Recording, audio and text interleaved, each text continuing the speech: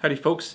Today, as promised, I got a couple of delicious Swedish punch drinks that you can make at home with the homemade Swedish punch that I'm sure you made after you saw me show you how earlier in the week. Well, let's go.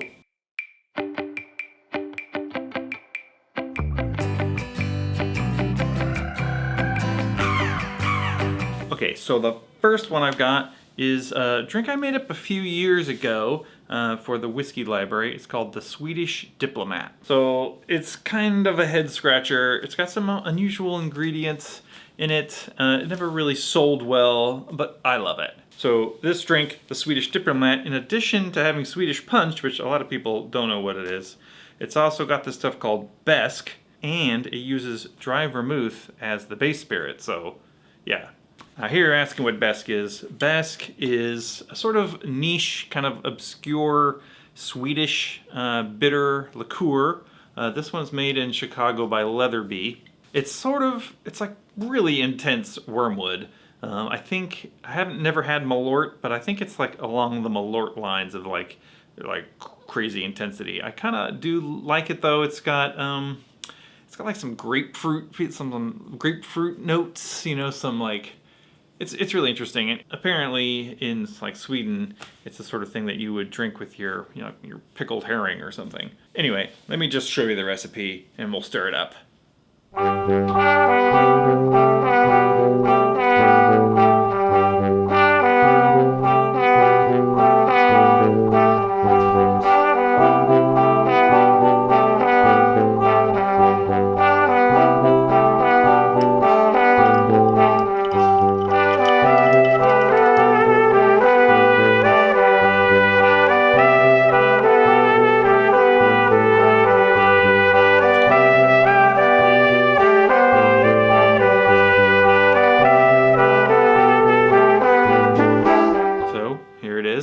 Now on both of these drinks, I'm doing a lemon peel over the top and then getting rid of the lemon peel. Sometimes you just want a nice clean look and you don't want that lemon peel mucking up your presentation. But let me just give this a taste. Wow. It is really, really complex. The back end, the Besk is really drying on the palate, but not until the end. The Swedish Punch is fairly sweet. That all happens up at the beginning. The honey syrup, you have to have some more sweetener in it because this Besk will otherwise like ruin your life. And the whole thing actually isn't very high ABV because it's mostly dry vermouth. The dry vermouth, of course, is nice and herbal and lends a sort of herbal quality for the length of the drink, the length of the sip, let's say.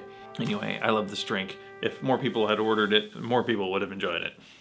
It can be hard to sort of corral a really aggressive ingredient like this Besk is, but I think I did a good job. I really like this drink. Go get yourself some Besk and give it a try. Now, our second drink is one I just made up this week actually. It's still maybe a little bit in process.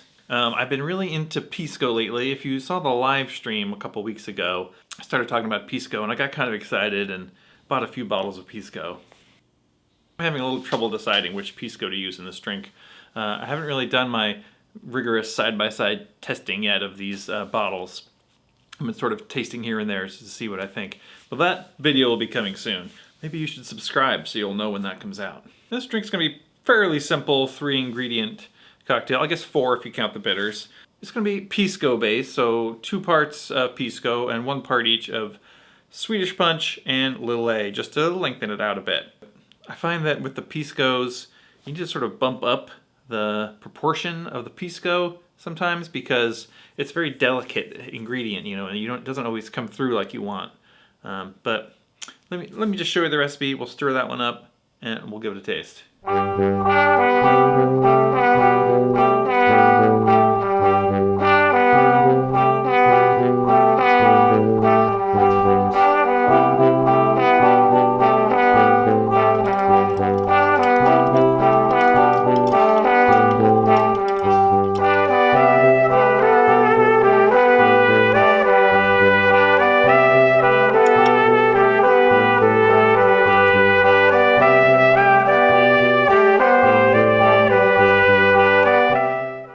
put these hopped grapefruit bitters in that I have lying around.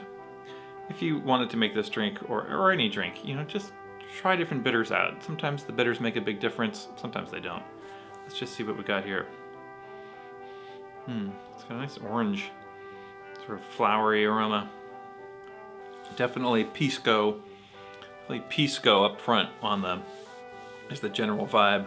Sort of gently sweetened by the Swedish Punch. And then the Lillet just sort of pulls things out, drags things out a little bit. It's like a lengthener, is how I think of Lillet. It's slightly sweet, but I think this is an excellent drink. It's fairly dry, despite having sort of two sweeteners. Lillet isn't really a sweetener, more of a lengthener, but it's sweeter. It's sweeter than, say, Dry Vermouth, and the Swedish Punch is actually fairly sweet. But despite all that, it's got this nice Pisco quality to it, that sort of grappa-like flowery quality. I think this is an excellent drink. It's very elegant, very simple. Yeah, I love it. Ooh, I guess we gotta think of a name for this one. Maybe the Peruvian Diplomat? Why not? No rules. All right, I guess that's all I got for now. If you make Swedish Punch, just let me know. I'm interested to know if Swedish Punch is catching on or not. It makes for a great ingredient, and really classy and a nice sort of alternative sweetener. Don't be a stranger. Leave a comment down below. Hit that like button. We'll see you next time.